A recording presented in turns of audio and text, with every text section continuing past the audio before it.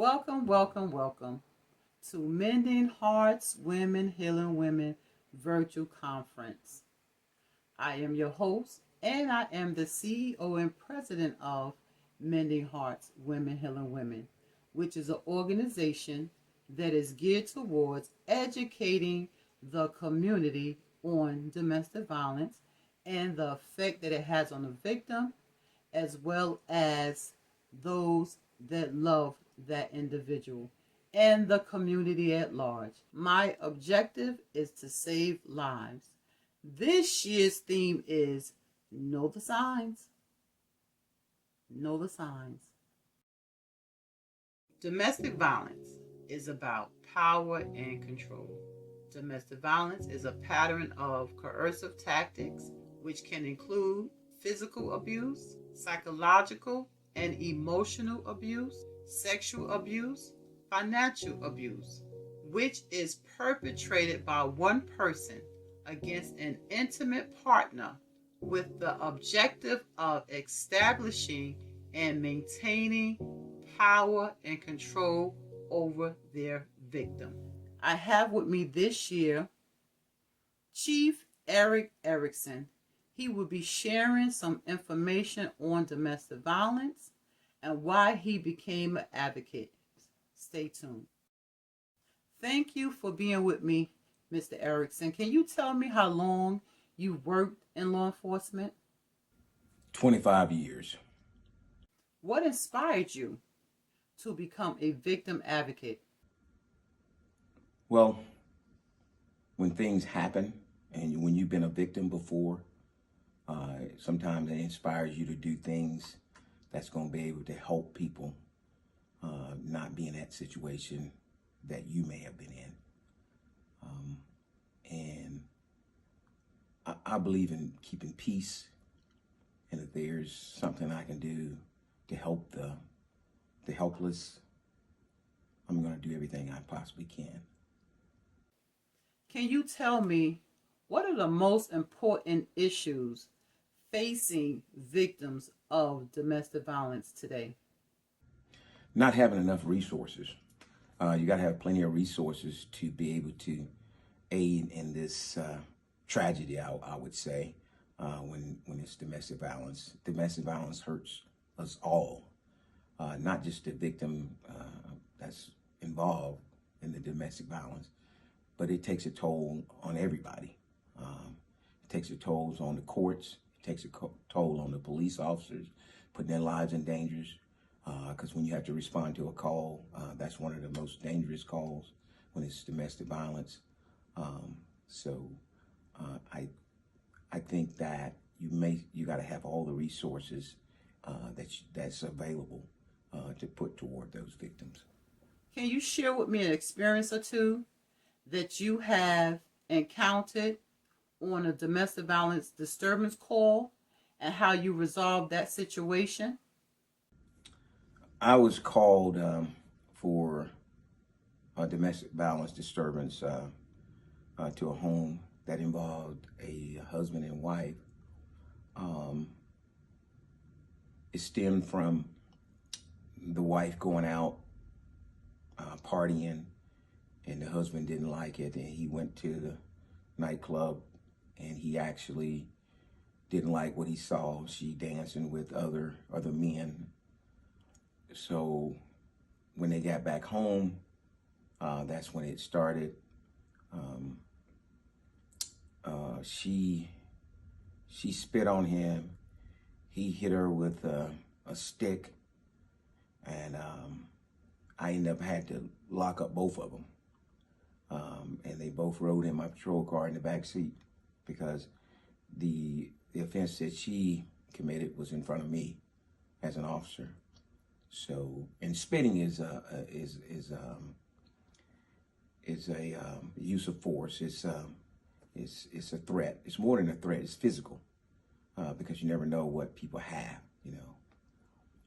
And that experience was, that was the first time I had to lock up both parties. You usually have a victim and have a subject, but on this particular case, they both were. It warranted me locking up both of them. And if you need another example, I went to domestic violence call where the wife called the police, and it was quite challenging because they had a little baby. A little baby was involved. You remember I said earlier that it hurts all of us. Everybody's involved. You got the child involved because mom's crying, dad is yelling, I can't go to jail. And then the mom don't want him to go to jail. But once you call us as the police, we have to act on it. And if I see visible marks of any kind of injuries or any kind of bruises, we have to take somebody into custody. That was the cause of that. So sometimes the person that called you will flip on you and actually try to attack you for taking their loved one, their breadwinner, away to jail. So that was another case where, it's you called, but at the same time, they want to flip on you. As an officer of the law, what are some of the best ways to support victims of domestic violence? Allowing them enough resources to help with them. One of the resources that they will definitely need to have a place to go, a safe place to go, a safe house. They need to be out of that situation that they're in. That's a lot of turmoil. That's tumultuous. You need to be able to have a safe house.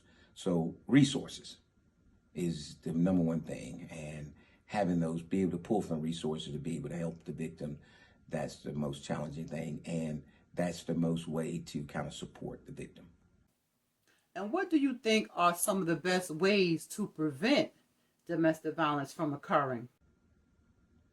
One, don't get involved with somebody that you see the red flags. A lot of times people ignore the red flags. If somebody's controlling, because domestic violence is just not only physical, it can be mental as well. And you may see the red flags, but you ignore them. And that goes on both ways, both genders. It's not just the males, it's not just the female. Sometimes they ignore them. I think the next thing you need to do is to make sure you're committing yourself to somebody that you feel like you're going to be safe and have your best interests at heart. A lot of times people look at the superficial things about a person, whether they got money, their looks. And as you know, sometimes money can fade away, and looks can fade away.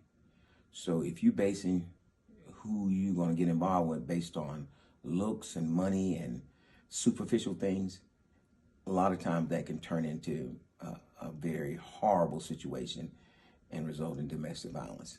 So you want to make sure you be very selective and get to know that person. And if you have to, if you can find out some of their past, if